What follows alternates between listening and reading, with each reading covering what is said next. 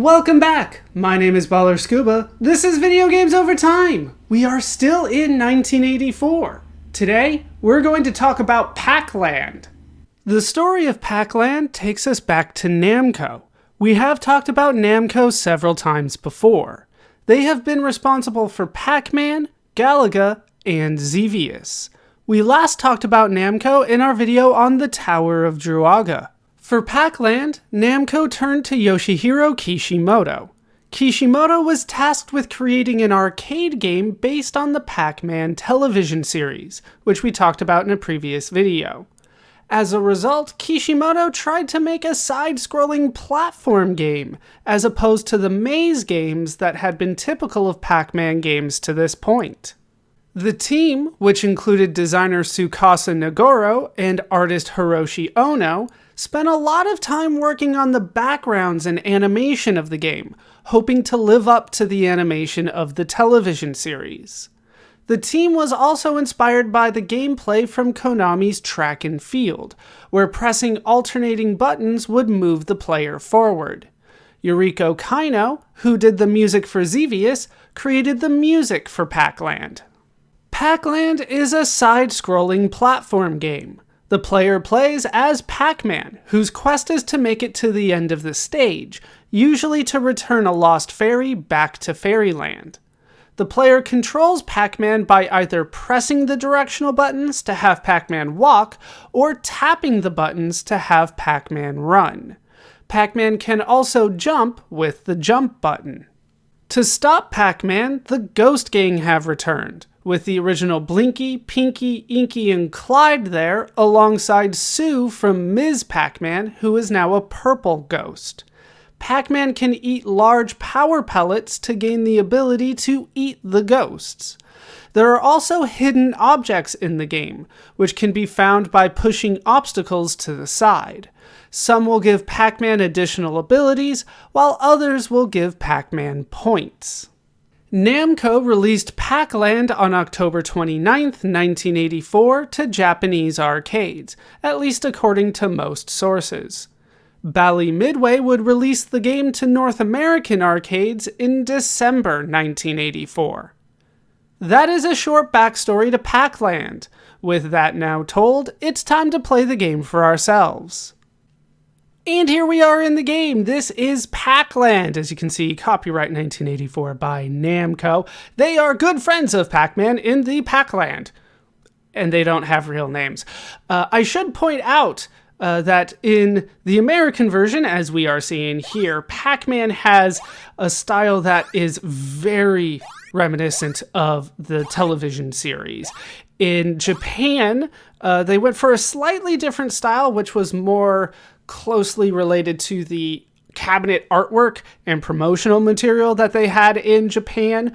We are playing the American version, which is definitely closer to the animated television series. The game overall is inspired by and supposed to replicate the animated series. It's just that in the American version, it's more closely related style-wise to the animated version than the promotional artwork. All right, we have seen this enough. Let's go ahead and get into the game.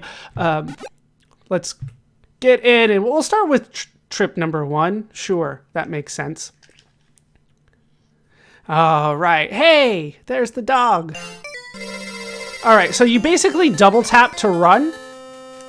If you jump on top of these, then cherries will show up.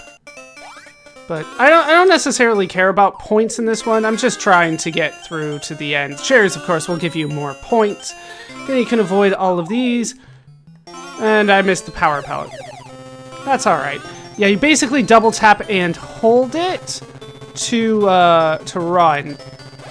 And then you do have to... Oh, there we go. Eat the ghosts. There we go. All right, and now we made it to the end. There we go. Not the best run of the first trip, as they call them, but, you know, good. There we go. And once you kind of get the hang of it, it's not too difficult. There's nothing that's really going to surprise you too much here.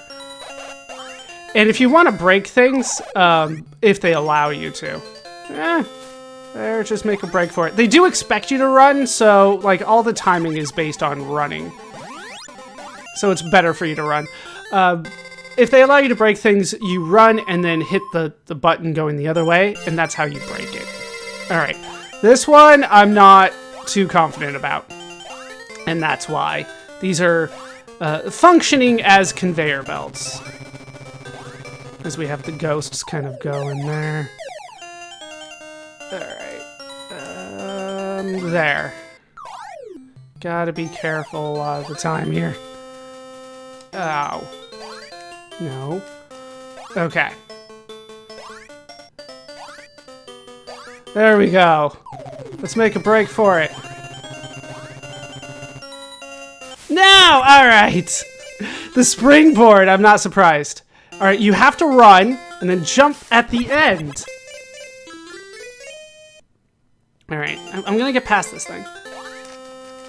And then you tap the right button to float. That's the trick.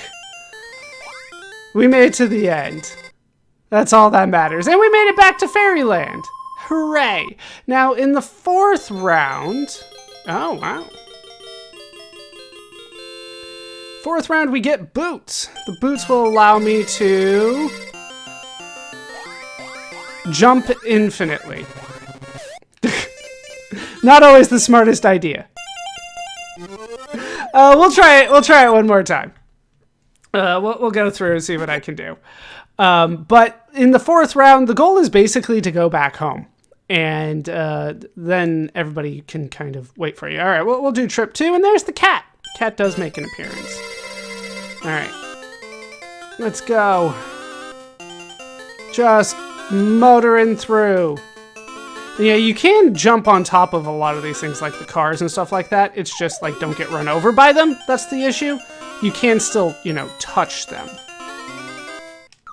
All right. Go. No! Missed the jump there. Now, if you can get the power pellet and I believe eat 5 ghosts, you will get a Namco flag from New Rally X. And if you make it through that, and then that will, I believe, give you additional points. I don't think it gives you an additional life. All right, and float. Yeah. Oh, no. Go! Like, I don't see how I could do it that far. Alright. Alright, we got there. Okay, come on! No! It's too much! It's too much. Alright, we'll try one more on the easier stages because that seems to be all that I can handle. So we'll try trip number 1 again. At least try to make it to the end. Yeah, springboards are kind of the bane of this game's existence. They don't function quite how you want most of the time, and when it first came out, that was something that the creator initially noticed. Like, oh, people are having trouble with the springboards. Yeah, and notice how high I can jump now that I have the power pellet. And now nobody's here. Oh, come on! I jumped over it. Yeah, I'm getting... not necessarily lazy, but I am getting a bit impatient with some of these stages now that I've already kind of beaten it. So this will be the last run. But yeah, that's essentially the game. You know, there's more to explore, of course. Yeah, I'm not doing well anymore. I just want to get through. Okay, over you. There we go. There we go, get some more cherries and more points. As you can see, I'm nowhere even close to getting the high score for this one. And I'll just get you and get to the end. Once again, you kind of want to get 5. And if you can do that, you get the Namco flag. Also, the Galaxian ship is hidden, is one of the hidden objects in this game. and that one I believe just gives you a ton of points. You can get a helmet that will protect you from baby ghosts when they're dropped on you, and in fact, if you have, if you do have the helmet and then you touch the baby ghosts, they'll give you a lot of points. This is still in the days when points, you know, mattered. What? That is not what I meant to do. This is why you don't have buttons for left and right. You have like a directional pad. I would have much rather had a joystick, to be honest. All right, so yeah, the first run was the best one for me because it was the one where I was the most patient. So patience, it helps. But that is the game played. So with the game played, let's talk about how it holds up today. Playing the game today, I do have to say that I did have fun playing Pac-Land for at least a limited amount of time. As you saw, as I continued to play, I got more and more impatient with the game. I just kind of wanted to blast through the game, and the game didn't really allow me to do that because I didn't have the skill level and the memorization of the levels. With that said, I think the game holds up pretty well. The gameplay is definitely the part that holds up the worst for me. It's really the controls. The fact that you do have a button that is left, a button that is right, and a button that is jump. So you basically want to do is keep your fingers over the right button and the jump button kind of the whole time. Personally, I would rather have a run button and a jump button and a joystick. Something like that kind of setup works a lot better for me. It just kind of felt like I was doing everything with one hand, and that's not the way that I like to do it. Although I could use my left hand for the left button, which would make sense. I hardly ever went left, so it was really all about the right hand. So it just felt like a one-handed game, which I'm never like a huge fan of. But unless it's just the joystick. But overall, the game's controls are the weakest spot of it. But overall, the game is still fun. I think that the game does overcome that with its charm to some extent.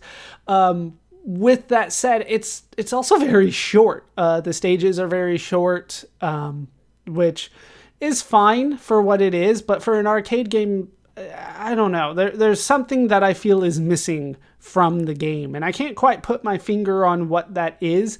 But yeah, the controls, especially the double tap, is what held things back. But I think the graphics are very charming. I think the sound, which is just the Pac-Man television series theme song, I think that is also charming. So Yuriko Kaino just kind of translated that over. Overall, the game has quite a bit of charm, but ultimately, from a modern perspective, even if you are a huge fan of platform games or a huge fan of Pac-Man as a series, the game has a limited appeal, I would say, to a modern gamer because of the controls. But it is definitely worth checking out. It's definitely worth a couple quarters dropping it in, seeing what you can do in the game, and having a little fun playing with Pac-Man, trying to get the fairy back to Fairyland. And then we didn't see the end of the fourth stage, but in that fourth stage you return home and then Ms. Pac-Man and Baby Pac-Man show up for you. But overall, it's a cute, fun, short experience, I think, for a modern gamer. And that's my modern take on the game. When the game was released, it proved to be popular both in Japan and the United States. In the United States, it would be one of the top 5 highest-grossing arcade cabinets of 1985. Critics at the time also seemed to enjoy the game, particularly the graphics and the challenge of the game. As time has gone on, the game is most often remembered as an influential platform game, one that would inspire platform games for years to come. The game would receive several different ports. We will keep an eye on these as we continue. The game would also spawn a board game based on it, created by Namco themselves. Unsurprisingly, with another success on their hands, Namco would continue to create video games. We will hear from Namco again. As for Bally Midway, who released the game in North America, this would be the final Pac-Man game that they would release. They would lose the rights to the Pac-Man license after this game. As for the creators of the game, we will hear from some of them again, although perhaps only briefly. That will do it for the story of Pac-Land for now. My name is Baller Scuba. This has been Video Games Over Time. Thank you so much for watching, and I hope to see you in our next video when we look at things from a different angle.